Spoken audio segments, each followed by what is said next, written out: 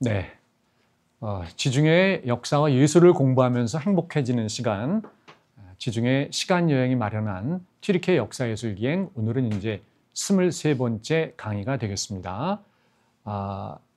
이스탄불 히포드롬에 있는 오벨리스크, 그 테오도시우스 황제 오벨리스크를 바치고 있는 밑에 기단석이 있는데, 이 기단석이 과연 무엇이냐, 여기에 대해서 오늘 자세하게 이제 공부를 하고, 내용이 조금 어려운 내용이 조금 나올 수도 있는데, 늘 말씀드리지만 어렵게 느껴지시면 유튜브 다시 보시면 됩니다. 다시 보시고 제3, 제4 보시고, 주무시기 전에 나긋나긋한, 제 목소리가 나긋나긋하진 않나 해서 들으시면서 주무시면 공부에 아주 좋습니다. 문명의 개최라인 튀르키예, 현생 인류인 호모사피엔스의 22만 년 역사에서 예술혁명과 생산혁명과 금속혁명과 그리고 문자혁명을 우리가 튀르키예를 중심으로 한 이 지역에서 우리가 살펴보는 세계사 공부 시간이 되는 거고요. 이스탄불을 중심으로 한 붉은색으로 쳐놨죠. 왼쪽 상단에 여기서 이제 38개의 주요 탐방지를 우리가 도는데, 이제 보라색으로 표시된 거는 튀르크와 이슬람 몽골의 유적이고, 남색으로 표시된 거는 로마 유적이고, 그리고 붉은색은 기독교, 하늘색은 선사시대, 그리고 녹색은 히타이트 철기 문명지에서 38개 탐방지를 두루 우리가 다니면서 살펴보도록 하겠습니다. 이스탄불 역시 이제 테오도시우스 성벽 안쪽으로다가 우리가 살펴보는데, 사라이브르누 궁정 그쪽으로만 확대를 해서 보면은 이렇게 되고, 이 지역은 다 걸어 다닐 수 있는 데이기 때문에 나중에 우리 회원님들이나 구독자님들이 탐방하실 때 이 지도를 보시고 이렇게 걸어 다닐 수 있는 범위다, 이렇게 보시면 되겠습니다. 세베르스 왕조, 콘스탄티누스 왕조, 발렌티니아누스 왕조, 테오도시우스 왕조라고 하는 로마 제국 후반기의 4개 왕조를 콘스탄티노플, 즉 이스탄불과 관련지어서 우리가 살펴보고 이제 있죠. 네.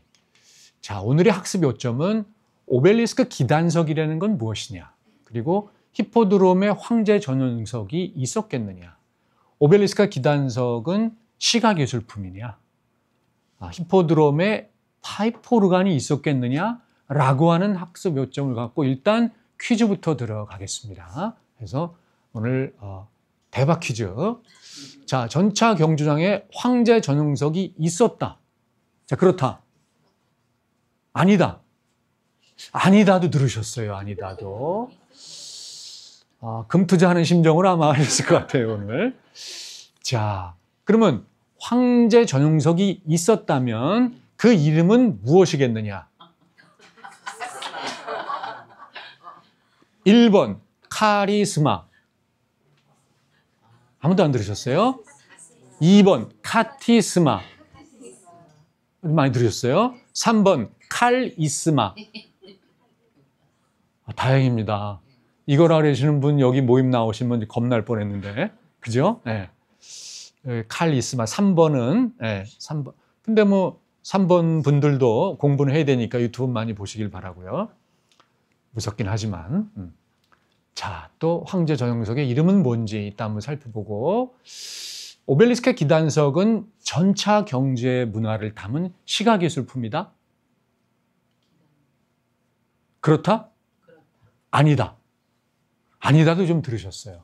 이게 왜냐하면 이게 이제 그 공부를 많이 하신 분들도 여기서 이제 그 동양 문화와 서양 문화의 차이점을 이제 그냥 단순화해서 설명할 때 제가 쓰는 방법 중에 하나가 뭐냐면은, 동양은 시각예술이 잘 발달해 있지 않아요. 그리고 문자로서 역사를 기록하고 문자로서 사회현상을 설명하고 그럽니다. 네. 이게 익숙해요. 중국이나 우리나라나. 특히 중국이 이제 워낙 또 유구한 문명의 나라인데, 근데 서양 사회는 문자로도 합니다만 동시에 뭘 같이 해요? 시각예술, 이걸 같이 합니다. 그러니까 동양에서의 어떤 문화 이해나 역사 이해에 익숙하면, 그러면 이제 서양에서는 역사와 사회 현상을 어떻게 기록했는가에 대해서 이제 우리가 이제 이 시간을, 그래서 지중해 시간 여행을 열심히 공부해야 되는 거예요. 자, 이거는 또 뭐냐? 로마 시대에 파이포르간이 있었다? 그렇다. 그렇다를 손을 많이 들으셨네. 네. 아니다. 파이포르간이 왜 거기 있었겠느냐? 네, 뭐 없었으면 제가 이 문제를 내지는 않겠죠. 자, 오늘의 강의 소주제는 오벨리스크의 기단석이란 무엇이냐? 그리고 그 기단석의 사면을 따라서 어떤 주제가 있느냐? 그 다음에 히포드롬에 있던 황제 전웅석은 어떠한 모습이었느냐? 그 다음에 로마 시대의 파이프 오르간에 대해서 우리가 공부하도록 하겠습니다. 자, 오벨리스크 기단석이라는 게 무엇이냐? 투트모스 3세 오벨리스크. 그거를 390년에 테오도시우스 황제가 알렉산드리아에서 갖고 왔기 때문에 지금은 이스탄불에 가면 테오도시우스 오벨리스크라고 부르는 저 오벨리스크를 자세히 다시 살펴보면 지도부터 먼저 볼까요? 이렇게 해서 왼쪽에 있는 남색으로 되어 있는 세 개의 유물이 있죠. 현장에 테오도시우스 오벨리스크, 청동 뱀기둥, 벽도 오벨리스크. 이 세 개를 항상 기억을 하셔야 돼요. 그래서 저게 특히 그 뒤에 있는 벽도 오벨리스크나 또는 청동 뱀기둥은 잘 안 보이기도 하고 그러기 때문에 모르고 그냥 올 수도 있어요. 그래서 굉장히 귀한 시간 냈다가 잘 못 보고 올 수도 있으니까 항상 히포드롬 가면 저 세 개 이렇게 이제 머릿속으로 넣어두시면 좋고, 일단 그 첫 번째에 있는 아야소피아, 그러니까 성소피아 성당 방향에서 들어가서 첫 번째 잘 보이는 테오도시우스 오벨리스크를 보면 이제 이렇게 돼 있는 거죠. 자, 동서남북이 아니라 남동면, 북서면, 남서면, 북동면으로 돼 있는 거고, 제가 서 있는 거는 남동면이다. 이렇게 보시면 돼요. 이게 남동면이에요. 그리고 저쪽 뒤에 보이는 건물이 튀르키예 이슬람 예술 박물관이거든요. 그게 이제 옛날에 히포드롬 전차 경주장의 서쪽 관중석 터입니다. 그리고 거기에 일부 유물이 남아있기 때문에 그걸 뒤집어 씌워가지고 인스티튜이션 뮤지엄을 만든 거예요. 물론 다른 이제 예술 관련 이제 유물도 많이 있습니다만, 이렇게 이제 나중에 현장 가서 보시면 이렇게 되는 거고. 자, 이게 이제 뭐냐면 오벨리스크 부분이 있고 사용 문자가 쓰여 있는, 그리고 그 밑에 청동 기둥이 보이죠? 그리고 그 밑으로 돌로 다시 대리석으로 사람이 그려져 있는 시각예술품으로 해서 기단석이 나오는 거예요. 그러니까 두 부분으로 구성되어 있구나. 이집트에서 갖고 온 오벨리스크라는 부분하고 그 밑에 사람 모습이 그려진 기단석하고 두 부분을 저렇게 청동 기둥으로 세워가지고 했구나. 요걸 우리가 볼 수가 있는 거죠. 그죠? 그렇게 해서 이제 이집트인들이 저 기단석을 만들진 않지 않았겠어요. 그죠? 그러니까 테오도시우스 오벨리스크의 기단석. 저거는 이제 로마에서 390년에 만든 게 되는 거죠. 이렇게 해서 이제 사방. 요거는 이제 북동면이죠. 남동면 보고 이제 시계 반대 방향으로 돌면 북동면으로 보면 이제 이렇게 또 그림이 다르죠. 다른 게 나오고, 글씨도 다른데 뭔 글씨인지 저도 모르기 때문에 글씨 보지 마시고, 밑에 있는 그림만, 요거는 이제 북서면이죠. 한 번 더 간 거죠. 여긴 또 그림이 바뀌고, 그 다음에 요거는 이제 남서면. 남서면에 딱 보면 역시 또 그림이 바뀌어서 이렇게 보여지고, 태양빛이 있으니까 이제 돌아가면서 네 면을 찍었는데 어떤 면은 잘 보이기도 하고 또 어떤 면은 잘 안 보이기도 하고 이렇게 됐는데, 입체적으로 이렇게 모서리에서 찍어보면은 요게 이제 앞부는 남서면, 요거는 남동면, 이렇게 두 개의 오벨리스크를 입체적으로 우리가 더 볼 수가 있죠. 그죠? 자, 이렇게 보고 요겁니다. 그래서 기단석만 따로 찍으면 이렇게 되는 겁니다. 그러면 뭘 알 수 있냐면 오늘날의 지면이 굉장히 높아졌구나라는 걸 알 수 있는 거죠. 원래는 이게 바닥이었을 거 아니에요. 그죠? 스피나 바닥, 그러니까 전차 경주장 중앙 분리대 바닥에다 저거를 밑에 이제 아랫부분에 2단으로 또 아주 토대석을 쌓고 그 위에 이제 예술품으로 기단석을 2단으로 역시 또 설치한 거예요. 이 부분을 딱 세우고 그 위에다 세운 건데, 지금은 요거 기단석의 아랫부분 정도까지를 매몰이 돼가지고 지면이 상당히 높아진 거죠. 로마 시대부터는. 이런 걸 우리가 볼 수 있고, 그림이 상당히 생각보다 복잡하게 많이 그려져 있구나. 요걸 알 수 있는 거고, 그 다음에 이제 왼쪽에 보면 또 글씨도 보이잖아요. 그죠? 이런 내용들이 굉장히 복잡하게 많아요. 왜 그랬을까요? 바로 이거를 통해서, 여기도 보면 그림이 굉장히 많죠. 그리고 또 글씨도 또 다른 글씨도 또 있고, 이게 뭐냐 하면은 제국의 위상, 그리고 황제의 위상을 보여주는 저 시각, 비록 작은 네 개의 공간이지만 저 안에 로마 제국에 대한 것들, 그리고 테오도시우스 황제의 권위에 관한 것들을 다 때려 넣어야 되기 때문에, 그래서 빼곡하게 다양한 상징을 가진 그림과 문자를 갖다가 저기다 집어 넣은 거예요. 그래서 이거를 모르고 가시면 그냥 이스탄불에 가서 해다 오시는 거예요. 그래서 오늘과 다음 시간을 통해서 이거를 자세하게 저걸 공부해야, 그래야 이제 오벨리스크를 제대로 이해하고 당시의 로마의 시대적인 상황, 정치적인 상황을 제대로 이해를 하죠. 그냥 뭐 로마 조각 하나 있구나 이렇게 보시면은 그냥 완전히 수박의 것도 아니라 멀리서 보고 오다마는 이제 이런 게 되는 거기 때문에 자세히 요거를 공부를 좀 해야 되겠다. 굉장히 많은 내용이 들어가 있죠. 이제 위에 이집트 제작권은 18.5m 정도가 거의 한 3분의 1 이상이 잘려 나간 거죠. 오다가 부러진 거죠.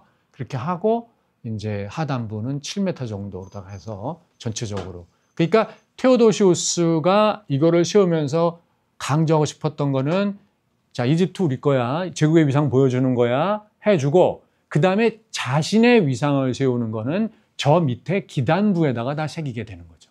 기본적으로 그런 구도는 이해가 되시죠? 자, 그래서 요거는 이제, 이게 사면 기단석과 그 맨 밑에 그냥 벽돌만 쌓은 이중의 석단이 있고, 그죠? 그래서 이걸 전체 다 따지면 25.5m 정도가 되는 거고, 위에 오벨리스크 본체, 투투모스 3세만 따지면 한 18m가 좀 넘는 거고, 이렇게 되는 거고, 무게는 뭐 한 5, 60톤 되는 거고, 무겁죠. 그래서, 마르마라 해에 있는 이게, 섬 이름이 갑자기 생각이 안 나는데, 마르마라의 섬이 있거든요. 거기 있는 대리석들이 주로 옛날 그리스 시절부터 아주 조각하게 좋은 거기 때문에 그 회백석 대리석을 갖다가 이제 한 거예요. 자, 오벨리스크 기단석이 네 면의 주제가 있는데, 남동면은 황제의 가족을 나타내고 승리 축제를 갖다가 해놓은 거고, 여기에 라틴어 비문이 돼 있어요. 이게 제일 중요한 면입니다. 이 남동면이. 라틴어 비문이 이제 엄청난 서사거든요. 그리고 이제 승리 축제. 그러니까 전차 경주에서의 승리 축제 모습인데, 우리가 지지난번인가요? 했던 왜 키르쿠스 막시무스 로마에서 할 때 키르쿠스라고 부르는데 오늘날은 왜 서커스라고 된 거냐, 이게 바로 이제 오늘 공부하면서 나오겠지만, 다시 뭐예요? 이 전차 경주는 축제의 장이고 다양한 공연이 펼쳐집니다.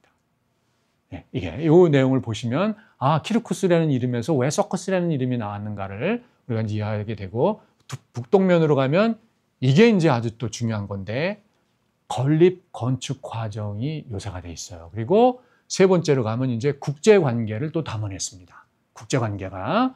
그 다음에 이제 남서면으로 가면은 전차 경주장의 모습을 또 새겨놨어요. 그래서 이걸 우리가 한 2회에 걸쳐서 자세하게 제가 이제 이렇게 살펴드리도록 하겠습니다. 자, 이건 이제 뭐냐면, 이제 시각예술사적인 측면에서 얘기하면 이제 정면성이 로마 후기 양식의 특징인데, 정면성이라는 건 뭐냐면 아주 쉬운 거예요. 그러니까 이 조각에 등장하는 등장인물들이 다 뭐만 바라봐요? 정면만 바라보는 거예요.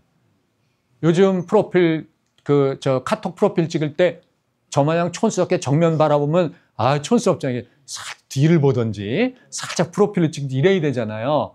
근데 이제 고대 이집트부터 시각예술의 핵심은 정면성입니다. 정면만 굳은 듯이 바라봐야 돼요. 그러니까 저처럼 이렇게 좀 구닥다리식의 카톡을 찍거나 이런 정면성이라는 거는, 그래서 오늘 이 시간 이후부터는 촌스럽다 생각하지 마시고, 이게 고대 이집트하고 로마 후기 양식이구나. 그러니까 정면으로 이렇게 카톡 프로필 찍으셔도 어디 가서 이게 고대 서양사의 양식이야, 이렇게 얘기를 하시면 돼요. 위계적인 비례다. 이게 이제 뭐냐면 실제의 비례로 묘사라는 게 아니라 위계 질서, 즉 센 사람, 황제, 그러면 거기는 더 부각시켜서 크게 묘사를 하고, 그 다음에 이제 우리 회원님들은 이제 저기에서 크게 등장하겠습니다만, 저처럼 이제 무수리 계열들은 조그맣게 묘사가 되는 거죠. 그래서 크기가 실제 크기가 아닌 위계적인 크기로 나타난다, 이렇게 되고, 그 다음에 세 번째 특징, 이제 상징적인 공간. 그러니까 전차 경주장 전체의 구석구석에 묘사할 게 많잖아요. 그거를 다 묘사하는 게 아니라 특별히 뭔가를 상징할 수 있는 공간만 보여주면서 이 시각 예술이 나타내는 건 뭐다라는 걸 드러내주는 이러한 세 가지 특징을 갖는다. 요거를 이해하시면서 이제 그걸 보면 여기 어떤 사람들이 들어갔을 것이고, 가운데 이렇게 무슨 정자처럼 공간 친 게 뭐를 상징하는 것일 거고, 가운데 있는 사람이 제일 크잖아요. 그죠? 저자는 누구일 것이며 이런 것들이 전부 이제 나오는 거죠. 예. 그리고 밑에 있는 또 수많은 사람들, 그 밑에 있는 줄들 이런 것들이 저 세 가지 원칙에 의해서 이제 이렇게 배치가 됐다 이렇게 보시면 되는 거예요.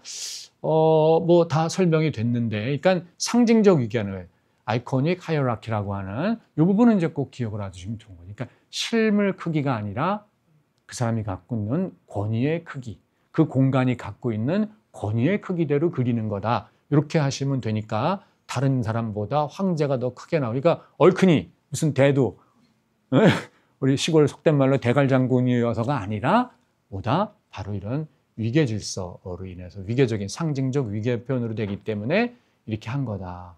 그래서 이제 그런 위계를 이상화된 비례 균형이 그러니까 비례는 또 맞아야 돼요. 이렇게 해서 다 대칭되잖아요. 이렇게 딱 접으면 데칼코마니. 저게 뭐냐 하면은 BC 5세기 이후에 BC 5세기에 완성된 고대 그리스 조각 예술에서는 균형성이 제일 중요합니다. 그래서 그거를 부활시켰던 르네상스 이후의 예술 양식에서는 르네상스에는 뭐예요? 항상 조화와 균형미거든요. 데칼코마니 마냥 싹 맞아야 되는 거예요. 그래서 우리가 누구예요? 그 라팔로나 이런 사람들의 그림이 보면은 이 좌우 대칭 균형성을 가장 잘 완벽하게 구해낸 사람이 라팔로잖아요. 그래서 라팔로의 그림을 보면 접으면 완전히 데칼코마니입니다. 배치도 그냥 그대로 이렇게 되고 이것이 이제 그래서 르네상스라는 거는 결국은 BC 5세기의 그리스의 예술을 갖다 그대로 되살린 거다. 그러니까 이름 자체도 르네상스인 거고 로마도 그리스의 조각 예술을 시각 예술을 그대로 이은 거기 때문에 가운데 테오도시우스 황제 딱 거가지고 딱 접으면 사람까지 숫자까지 딱딱 그대로 맞잖아요. 라파엘로 그림을 갖고 오늘 한번 찾아보세요. 접으면 딱 등장인물들이 좌우로 그렇게 배치가 됩니다. 여기도 보면 황제 딱 쪼개면 두 명, 한 명, 한 명. 이쪽에 쓴 것도 앞에 세 명 사이사이 끼고 그대로 접히잖아요. 요거를 잘 보시면 시각예술적으로 우리가 흥미로운 새로운 내용들을 알 수가 있는 거고. 자, 이러한 이제 자세한 내용을 볼 수 있는데 동영상을 제가 찍었는데 우리 양 PD님 동영상 한번 플레이해 주시고 이 동영상을 제가 잘못 찍어가지고 밑으로부터 시작이 되나 뭐 이렇게 해서 좀 위치가 바뀌어요. 거꾸로 시작이 되는 거예요. 요걸 보실 때 이렇게 보시면 됩니다. 고개를 이렇게 돌려주세요. 자, 이게 이제 좀 흐린 날 찍어가지고 이렇게 되는데, 왜 이제부터 바로 나올 거예요. 네. 기술이 제가 이렇게 좋아가지고 이렇게.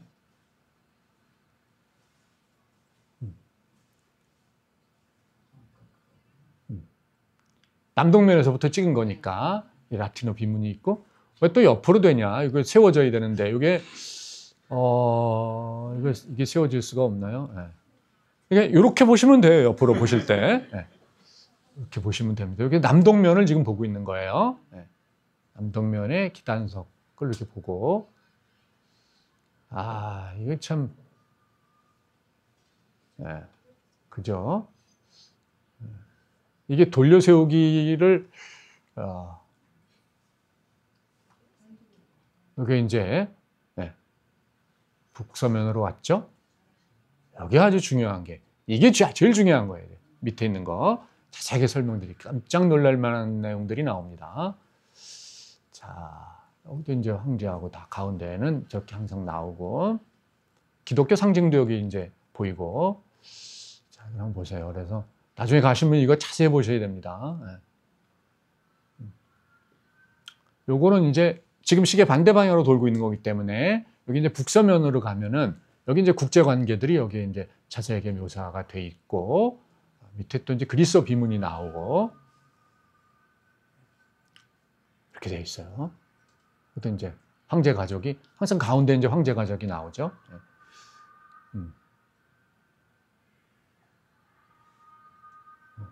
요거는 이제 밑으로 남서면으로 나온 거죠. 남서면으로 딱 나오면 네 번째 면에 여기는 이제 밑에 이렇게 전차 경주장의 모습이 저렇게 딱 있는 거죠. 가운데 스피나 보이죠? 스피나가 보이고 역시 항상 이렇게 황제 전용석이 항상 나옵니다. 그리고 황제 가족을 가운데 두고 그렇게 하고 이제 다른 사람들을 배치하고 요걸 찍는 시간이 아마 모스크 기도 시간이었던 것 같아요. 그죠? 그래서 이제 기도 소리가 좀 끝나는데 바로 세워지네. 아, 이렇게 기술이 좋아 그래? 끝나는데 바로 세워져요. 그래도 마지막이라도 유종의 미기 때문에 마지막에도 이렇게 보셨으면 된 겁니다. 네. 죄송합니다. 2분 30초 플레이 하는데 딱 2초만 제대로 된 모습을 봤네요. 이렇게 한번 보시고. 자, 이제 황제 전용석으로 들어갑니다. 이제 황제 전용석인데 요 지도를 잘 보셔야 돼요. 이렇게 보면은 자, 여기 이제 남색으로 표시된 거 3개 있죠? 여기가 테오도시우스 오벨리스크가 있는 거고 요렇게 이게 붉은 신호가 보이나요? 여기가 이제 히포드롬인데 히포드롬의 남쪽으로 요렇게 정사각형으로 해놨잖아요. 이게 오늘날은 블루 모스크예요. 이게 블루 모스크인데 이 회색 음영이 되어 있는 요게 원래 로마 황궁이란 말이에요. 그레이트 팰리스. 그러니까 황제가 여기 어디 살 거 아니에요. 그죠? 요 끝에 우리가 지난번에 봤던 모자이크 박물관은 바닷가 쪽으로 있는 페리스틸리움이 가운데 비비다리움 연못을 설치하고 이렇게 삥 회랑처럼 돌면서 정원을 설치했다 그랬잖아요. 여기 이제 요거고 그러면 이제 사는 데는 여기 어디 있지 않았겠어요? 있고 중요한 건 뭐냐면은 요쪽으로 옮겨가지고 바로 요 부분 이게 이제 히포드롬이 되고 황궁과 붙은 요 부분입니다. 요 부분이 확대를 했을래나? 확대를 안 했네. 가만히 있어봐. 했을 텐데. 요건 이제 4개의 면이 이렇게 나눠지는 거다. 자, 오늘 공부할 거는 이제 첫 면인데, 남동면에 있는 승리축제의 모습들과 라틴어 비문이 나오는데, 자, 일단 요 면부터 한번 보면, 상부와 하부로 나눠지죠? 그래서 하부부터 보면은 글자만 쭉 있으니까 이것이 뭐예요? 라틴어 비문. 여기 어떤 내용이 적혀 있을까요? 네, 여기 이제 흥미로 건립경이라든가 이런 게 적혀 있는데 이게 공부할 내용이 무지하게 많아요. 이건 이제 자세히 다시 다루고 위로 보면 상단에 네모쳐진 데가 카티스마입니다. 카리스마가 아니라 그래서 카티스마가 뭐예요? 귀빈석, 황제 전용석이 되는 거예요. 그래서 항상 카티스마 저렇게 해놓고 그 이제 양옆으로 또 뭐 귀족이라든가 군인이라든가 시종들이 쫙 있는 그래서 항상 저 위에 귀빈석, 황제 전용석부터 먼저 이렇게 그려놓고 그 밑으로 사람도 무지하게 많고 정말 우리가 알고 싶은 중요한 내용들은 그 밑에 있는 그림들이에요. 여기에. 여기서부터 여기까지가 여기에 흥미로운 당시 키르쿠스 히포드롬에서 어떤 일이 펼쳐졌는가는 이게 들어있는 건데 아까 설명드린 대로 여기서 중요한 거는 황제가 중요한 거기 때문에 위계의 질서로다, 위계의 비례를 하다 보니까 우리가 궁금한 건 이건데 이거는 조그맣게 해놓고 이것만 크게 하는 거예요. 아시겠죠? 자, 뭐 아쉽지만 그래도 굉장히 소중한 로마 시대의 시각예술이고 이 그림들을 통해서 우리가 당대 로마에 이런 문화가 있었구나. 요걸 우리가 알 수 있는 거예요. 그리고 요거는 하단에 그래서 요 모습은 붉은 층으로 해놨지만 승리의 축제입니다. 여기가. 축제 장면이 들어가 있는 거예요. 뭐가 축제라는 거예요? 여기는 시민이 있고 여기 시민이 있고 악단이 있고 무용수가 있고 고개사가 있고 서커스 얘기 연결이 되시죠? 여기 별 사람들이 다 들어가 있는 거예요. 좀 더 크게 볼까요? 그럼 상부에 이제 카티스마에서 가운데에 파빌리옹 여기에 황제가 직방 들어가 있고 월계수 들은 건 이제 나중에 다시 보고 두 아들 있고 이제 황실의 다른 딸들이나 뭐 황후 가족들이겠죠. 그렇게 하고 옆에 귀족들하고 쭉 호위병들하고 쫙 있고 하단에 이제 모습이 있고 이 황제죠. 테오도시우스 황제와 그 다음에 이제 요거는 뭐 이름이 여기 안 적혀 있더라도 확인이 되는 거지. 얘가 좀 커 보이니까 여기 아르카디우스, 얘가 이제 작은 아들인 호노리우스 이렇게 이제 우리가 추정해 볼 수 있는 거죠. 그 다음에 딸들하고 이제 황후하고 뒤에 이렇게 있을 테고 전용 통로가 아까 보여드렸지만 있었던 거죠. 네. 바로 이제 확대한 그림이 이제서야 나오네요. 그러니까 황제 전용석인 왼쪽에 남색으로 되어 있는 카티스마 황제 귀빈석이 이게 어떻게 되어 있냐면은 일로 들어와서 가는 게 이 귀빈석 카티스마로 가는 게 아니라 바로 동로마 제국의 대궁전에서 다이렉트로 들어가게 되어 있는 거예요. 다이렉트로. 그러니까 일반 시민하고 같이 섞여 들어가면 황제의 권위가 서요? 아니거든요. 아니거든요. 그러니까 요즘에 로마의 바티칸에서 그 바티칸 궁전이 있잖아요. 그럼 바티칸 궁전에 교황이 일반인들과 같이 걸어 나와가지고 손 흔들면 폼이 나나요? 교황은 저 청사 맨 끝쯤에서 창문 열고 이것만 하면 되는 거 아니에요. 그지? 그러니까 황제는 시민들이랑 같이 입장하는 게 아니라 어떻게? 딱 전용석으로 들어와서 환호하는 시민들 앞에서 이것만 하면 되는 거예요. 이거. 그래서 전용석을 통해서 일리 들어왔다. 이 부분이 바로 하늘색 작은 부분, 이 부분이 바로 크게 확대해 놨네요. 그렇게 해서 거기가 카티스마라고 하는 황제 전용석이고, 그거는 보다 대궁전에서 다이렉트로 들어가는 거다. 다이렉트로. 그러면 왜 히포드롬을 궁전 바로 옆에서 만들었을까? 시끄럽게. 바로 황제가 필요하기 때문에. 황제 정치에 필요하고 황제가 시민들과 소통하는 데 필요한데 일반 저작거리 걸어다니고 그럴 수는 없잖아요. 요즘 마냥 민정시 차리는 것도 아니고. 그렇기 때문에 로마의 최대 스펙타클인 로마의 키르쿠스 막시무스도 마찬가지예요. 이거랑 똑같은 구조입니다. 로마의 키르쿠스 막시무스도 키르쿠스 막시무스가 이렇게 있으면 그 바로 오른쪽에 동쪽에 있는 게 팔라티노 언덕. 거기가 지금도 거대한 잔해가 많이 남아있는 로마 황궁터가 거기거든요. 그러니까 그거를 이해하면 여기 콘스탄티노플의 구조도 똑같이 이해가 되는 거예요. 히포드롬을 여기다 짓고 그 옆에다가 동쪽 옆으로 대궁전을 짓고 전용 통로를 만들어가지고 황제 전용석을 이렇게 궁전과 지어서 만들었다라는 것은 곧 히포드롬을 황제가 써먹을 일이 많다. 이걸 우리가 이해를 할 수가 있는 거죠. 이렇게 되는 거예요. 그래서 이스탄불 튀르키예 이슬람 예술 박물관에서 복원해 놓은 거를 보면은, 자, 이게 히포드롬의 모습이잖아요. 그죠? 카르케레스 출발 지점 여기 들어간다 그랬죠? 출발 지점에 탑 있고, 그 다음에 가운데 스피나가 있고, 나중에 다시 보겠습니다. 미리 한번 퀴즈 할까요? 여기서 이렇게 돌아요? 아니면 여기서 이렇게 돌아요? 이렇게 돌면은 시계 방향으로 도는 거고, 이렇게 돌면 시계 반대 방향으로 도는 거예요. 뭐예요? 자, 시계 방향으로 돈다. 시계 반대 방향으로 돈다. 우리 회원님들이 선행학습을 많이 하셨네요. 다다음 주 주제를 벌써 공부를 많이 해보셨어요. 자, 그래서 이렇게 히포드롬을 이렇게 생기고, 바로 이 부분이 뭐예요? 그럼 여가 궁전이에요. 그래서 바로 나오게 돼 있는 요게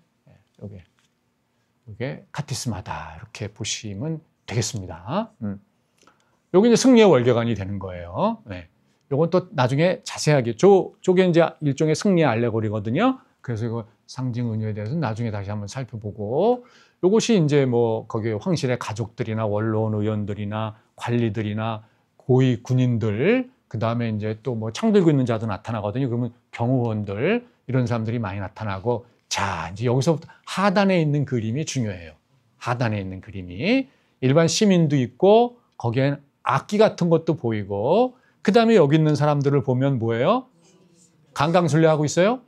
강강수월래, 그죠? 그래서 뭔가 무용을 하고 있구나.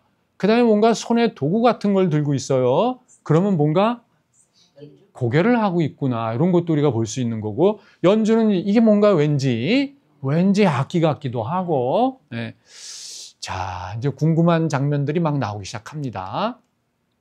자, 여기를 보면 이제 더 정확해지죠? 그래서 뭔가에 좀 춤도 추는 것 같고, 뭔가 도구를 갖고 뭘 하는, 이게 팸플루트 같기도 하고, 악기죠. 그러니까 공연할 때는 연주를 해야 되니까, 그 다음에 여기서는 뭔가 좀 도구를 들고 뭘 좀 쇼를 하는 것 같기도 하고, 이런 부분들이 세세하게 자세하게 묘사되어 있고, 아까 이 파이프 오르간 같은 게 오른쪽으로 또 설치가 되어 있잖아요. 그러니까 워낙 운동장이란다. 그게 크니까 이게, 그죠? 몇 대 갖다 놔야 되겠죠. 자, 이런 모습. 이건 완전히 이제 팜플루트, 그 다음에 고개하는 모습, 이런 모습들 같기도 하고. 그러니까 이제 뭐예요? 왜 저거를, 그러니까 CIR이라고 하는 것은 이제 둥글다 그런 뜻이잖아요. 그러니까는 이 키르쿠스에서 전차가 이렇게 돌기 때문에, 그러니까 이제 키르쿠스라는 이름을 붙이지 않았겠어요?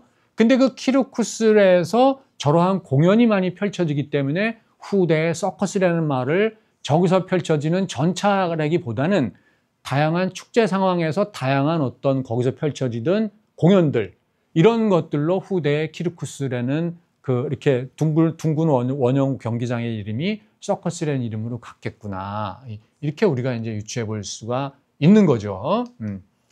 자, 이렇게 공연들이 이어진단 말이에요. 이건 뭔가 도구를 들고 고개하는 게 틀림없고. 자, 이제 오늘의 제일 궁금한 부분, 파이프 오르간이냐, 아니면 뭐 그냥 유사품이냐. 이게 이제 궁금해져요. 이게 파이프 오르간이다. 선명하게 잘 보이죠? 파이프 오르간이다. 아니다. 유사품이다. 아니다.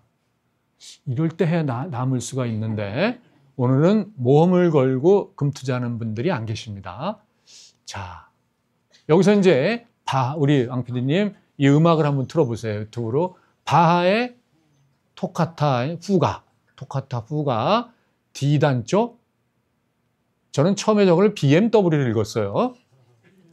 왜 BMW가 왜 나오나 했는데 요거 오른쪽에 있는 검은 거 바흐의 그거 옆에 거 요걸 한번 이제 눌러보셔서 한번 들어보시면 네.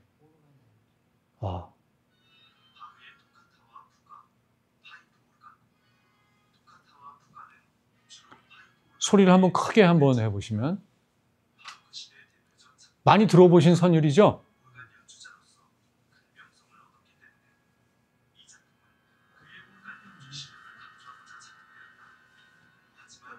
자, 이게 이제 파이프 오르간이에요. 그럼 동영상 꺼주시고 맛만 보면 되기 때문에 우리 음악 공부 시간은 아니니까 이제 끄시면 됩니다. 자, 다시 우리 PDF로 넘어가고 그죠? 이걸로 넘어가면 되죠. 이래서 우리가 들어본 저런 바하의 토카타 후가에서 나오는 저 파이프 오르간의 선율이 로마의 히포드롬에서 울려 퍼졌겠냐 이거예요. 그랬을까요? 아닐까요? 자, 이게 처음 들어보셨을 거예요. 휘드랄리우스라고 하는 파이프 오르간입니다. 로마 시대에 파이프 오르간이 있었던 거예요. 라울리스. 아울리스라는 건 이제 그리스에서 이 관악기를 아울리스라고 하거든요. 그런데 휘드라울리스. 바람에 뭐야 이거 피리다 이런 소리예요.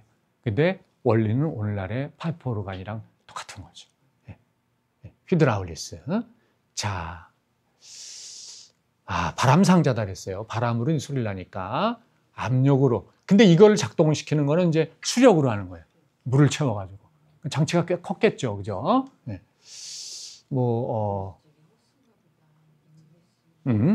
물호스가 이제 수압으로 밀어넣어야 되니까. 저도 정확한 작동 원리는 모릅니다. 모르는데 이렇게 이 휘드라울리스라고 하는 오늘날의 수력을 이용한 파이프 오르간이 있었다. 두 개나 보이죠, 우리가. 자, 그러면 왠지 아쉬워요, 이것만 보기에는. 휘드라울리스 유물이 있다, 없다. 저거는 우리가 이제 시각 예술품으로 남아 있는 걸 본 거고, 실제 저 유물이 로마 시대 께 남아 있다, 없다? 있다. 없다.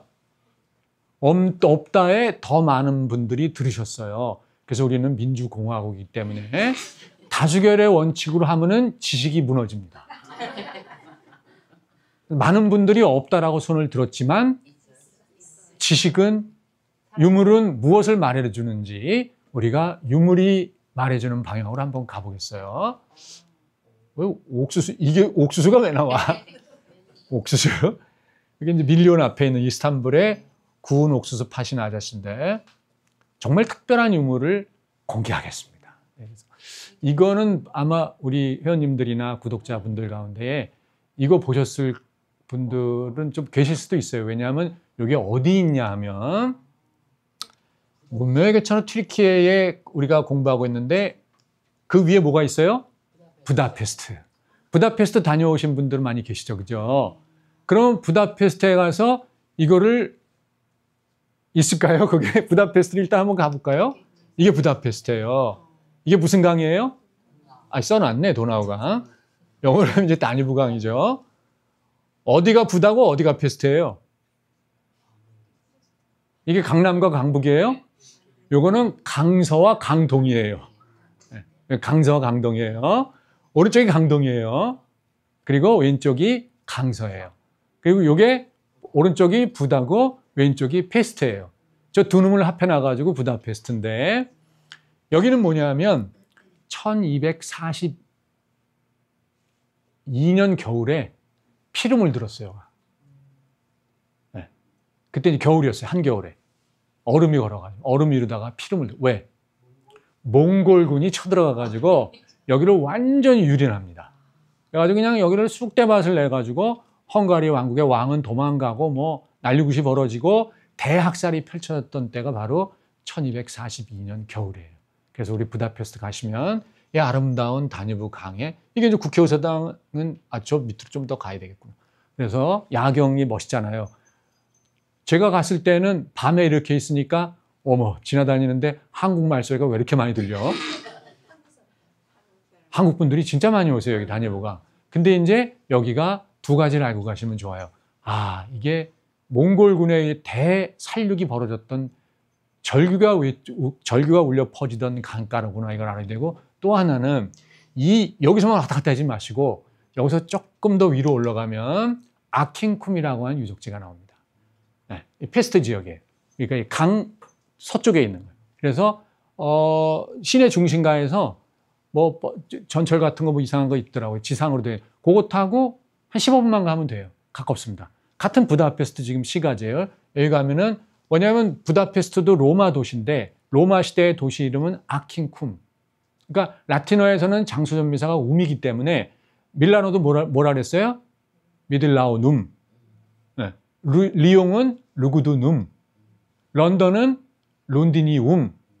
파리는 파리시족이 살던 동네다 그래서 파리지오룸. 전부 그 동네 이름들이 다 um이에요. 그래서 들어가면은 이거 라틴 로마 시대의 지명이고 이렇게 아시면 돼요.